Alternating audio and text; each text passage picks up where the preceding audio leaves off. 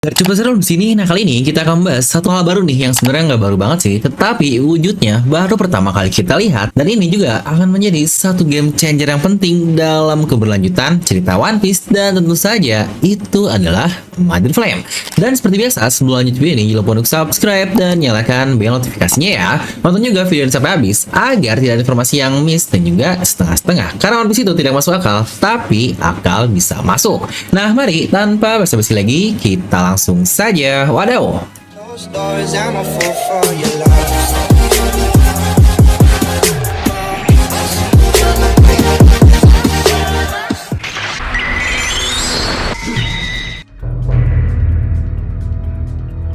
Oke, pertama ini sebagai pelurusan ya, karena masih banyak juga yang salah kaprah di mana Mother Flame ini adalah power source dari serangan yang kita lihat di Lucia lalu.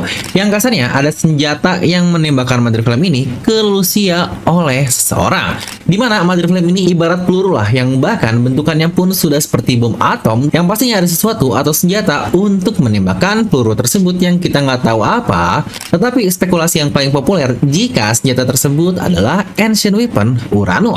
Dan ada seseorang yang menggunakan senjata tersebut yang tentu saja teori kita jika dia adalah Imo. Jadi Imo adalah seseorang yang menggunakan senjatanya, dan senjatanya adalah Ancient Weapon Uranus, dan pelurunya adalah Mother Flame ini. Ya, sebelum kita membahas lebih jauh isi dan semacamnya, kita akan fokus dulu nih keluaran dari Mother Flame, yaitu angka S108 di bagian covernya. Dimana 108 ini adalah angka yang sangat-sangat penting sekali dalam kepercayaan dan juga agama, yang bahkan di Hindu dan juga Buddha sendiri terdapat 108 dewa, yang bahkan di tubuh kita terdapat 108 titik cakra yang dikatakan dalam tiap tubuh manusia. Untuk dewa sendiri, bukankah itu adalah hal yang paling sering kita lihat dari jurus-jurus Babang Zoro, di mana bahkan ada asuranya yang dulu juga salah satu jurus andalan Zoro, yaitu 108 pound cannon yang menggunakan angka 108 lagi. Ya, untuk angkanya sendiri, satu ini berarti divine, 0 berarti void, dan 8 berarti infinity. Ini sendiri sering menjadi fundamental dari sebuah penciptaan dunia, yang bahkan angka 108 juga memiliki peran penting dalam tata surya kita. Contohlah, dalam suatu rotasi waktu, jarak di antara bumi dan bulan adalah sebanyak 108 kali dari jumlah bulan. Sama halnya dengan matahari, di mana jarak bumi dan matahari adalah 108 kali besar matahari. Yang lagi-lagi, bukankah banyak sekali hal penting tentang penciptaan, fondasi dari dunia ini yang ada ambil di angka 108 tersebut. Dan inilah yang menjadi pertanyaan, kenapa Oda memberikan hal tersebut ke Mother Flame? Yang lagi-lagi ini saya bilang, kenapa Mother Flame adalah sebuah game changer, di mana Mother Flame sendiri kemungkinan besar akan menjadi kunci untuk energi dan sebuah kehidupan di masa depan, sama seperti bagaimana Oda merepresentasikan Vegapunk sebagai Icarus yang mati karena terlalu asik dalam penelitiannya untuk mencari sumber daya dan energi yang dapat digunakan untuk seluruh dunia. Makanya di situ kata-kata dari Vegapunk adalah dia terlalu dekat dengan matahari, yang bahkan pas banget kata-kata tersebut dimunculkan dengan gambar dari Mother Flame yang bisa bilang ini adalah mataharinya. Yang lagi-lagi entah matahari secara literal atau matahari secara sebutan doang. Dan hal ini pula lah yang akhirnya membuat pemerintah dunia marah, karena kemungkinan besar ini pula sumber daya yang digunakan oleh kerajaan masyhur dahulu, yang mungkin itu adalah Ancient Kingdom ini sendiri. Dimana banyak juga nih yang komen, kayaknya Mother Flame ini mirip kayak matahari buatan Bang, yang katanya udah ada di Cina sana. Dan menurut saya jawabannya pun sangat cocok sekali, karena ingat kata-kata Lilith ketika awal sampai ke Labo Pes. Di situ dia bilang kalau mereka memiliki uang lebih, mereka ingin membuat api abadi, dan bahkan mereka ingin menciptakan matahari mereka sendiri, yang bukankah masalah matahari ini arahnya sudah kebayang akan kemana. Tetapi sebelum masuk ke bagian sana, kita akan bahas dulu nih ke label yang ada di depan Mother Flame, yaitu A dan Mu. Dimana mungkin hal simpel yang bisa kita dapatkan, jelaslah untuk A dan Mu ini dalam bahasa Jepang dibaca A atau Mu, yang berarti atom. Ini juga sangat cocok sekali dengan semua referensi Einstein dan Vegapunk, di mana semua halnya akan berhubungan dengan sebuah sistem nuklir, yang bahkan bentukannya pun sangat persis sekali dengan adanya cairan. Banyak hal yang ya cocok lah untuk ini dengan nuklir, yang bahkan nuklir juga bukankah rumus utamanya kita lihat dari penemuan Albert Einstein. Tetapi banyak juga nih yang menghubungkannya dengan dua kerajaan hilang yang ada di dunia kita, yang lagi-lagi entah ini mitos atau apapun lah, tetapi dua kerajaan ini sangat terkenal dan katanya pernah ada di dunia kita yang sebenarnya. Dimana A-nya adalah sudah jelas itu adalah Atlantis, dan Mu-nya adalah adalah land of-mu atau daratanmu yang katanya hilang juga. Yang sejujurnya kalau kita hubungkan dengan dunia One Piece yang katanya akan tenggelam, bukankah cukup masuk akal jika Atlantis adalah kerajaan masyhur yang ada di mitos dunia kita, sangat cocok sekali dengan dunia One Piece yang disebut sebagai Ancient Kingdom. Lalu juga daratan yang hilang atau land of-mu ini, apakah mungkin itu adalah sebuah daratan yang hanya satu orang yang telah sampai ke daerahnya, yaitu Loftel.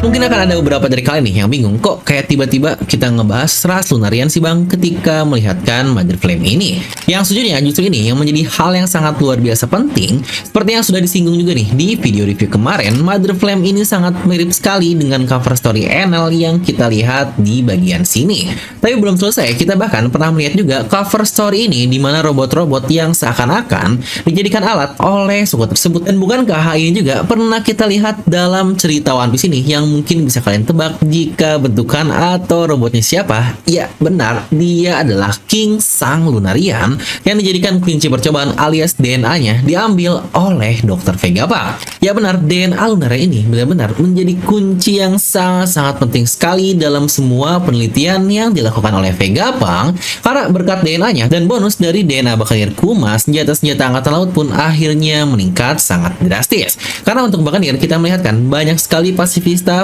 baru yang ini menjadi sumber kekuatan angkatan laut yang bahkan bisa dibilang paling baru dan sangat mutakhir. Dan untuk Lunarian sendiri bisa kita lihat bahkan sains terhebat dan makhluk terkuat yang bisa diciptakan pun ada dari kata-kata Vegapunk, yang tentu saja dia adalah para Seraphim yang diambil dari ras Lunarian. Yang bukankah Luffy ini hidup di zaman bajak laut ketika teknologi sudah sangat-sangat tidak menguntungkan mereka. Dan kalau kalian sadar juga, di mana api dari Mother Flame ini persis banget kan seperti api yang kita lihat di punggung ras Lunarian.